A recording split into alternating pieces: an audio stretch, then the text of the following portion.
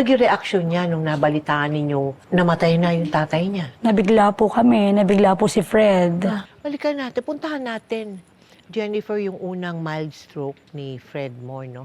Ano nangyari doon? Ayun po kasi po, mga 2 months before po, nung mangyari po yon, after po ng heat stroke niya, nakita ko na lang po siya sa toilet na wala na po siyang buhay doon.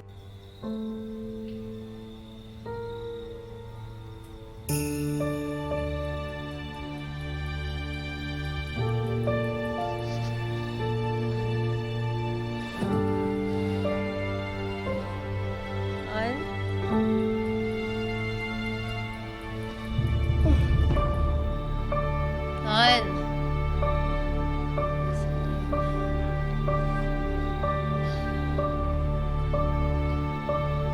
Fred! Fred! Diyos ko, ano nangyari sa'yo? Gising! Fred! Fred! Gising na! Ano nangyari? Gumising ka! Diyos ko, Fred! Ano nangyari? Han! Gising na, Han!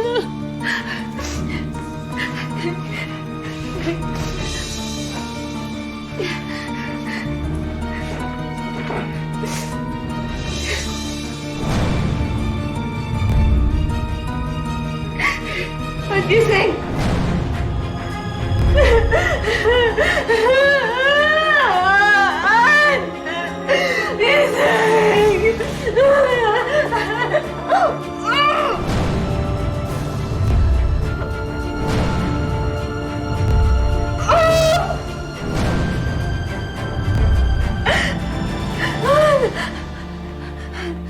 Mayo ka.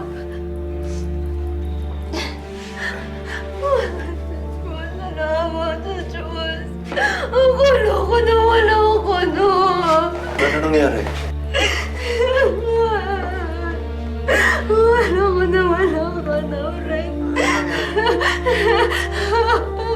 Ano nangyari? Bali, ni-revive ko na lang din po siya. Ang tapang mo naman. Ano po, Jen. pinag-ano ko lang po siya. Sinipr mo? Opo, sinipr Marunong ko ka po siya. mag-CPR? Opo. Oh, really? Tapos good. hanggang sa lahat po ginawa ko pero hindi ko po talaga siya mabuhay. Ma-revive? Hanggang sa, ma-revive po. Hanggang sa nagalit po ako sa kanya dahil bakit niya kami iniwan kaagad. Hanggang sa ang ginawa ko po, pinagkakagat ko na lang po siya. Hindi ko po alam, Tita Mel, kung saan ko po siyang party nakagat ng na-solid ko po siya. Tapos bigla na lang po siyang nag-response. Oh. Gumalaw po siya. Oh. Tapos bigla na po siya nagsalita ng, Han. Sabi niya pong ganun. Tapos yun, nagpasalamat ako kay God. Papa God, thank you. Binalik mo po sa akin yung asawa ko. Sabi ko po sa kanya, marami pong salamat. Sa pagkakataong iyon, mabilis namang nakarecover mula sa isang mild stroke si Fred. Pero makalipas lamang ng ilang buwan, sumakabilang buhay naman ang pinakamamahal na ina ni Fred. Nakauwi naman silang mag-asawa sa Cebu at naihatid niya ang ina sa huli nitong hantungan. Sumunod talaga agad si Mama kay Papa hanggang sa kabilang buhay.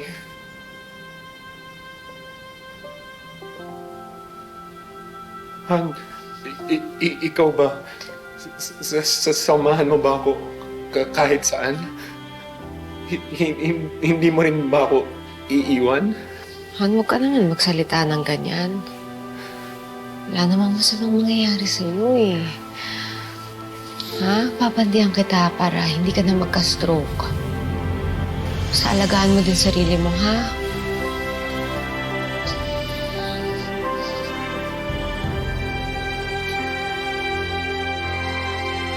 Unti-unti namang nakarecover si Fred.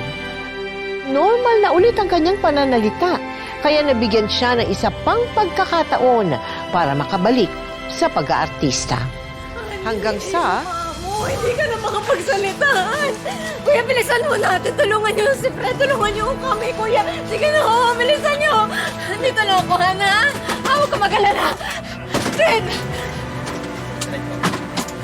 Kuya, tara na. Sige na, Halika na, Sige na,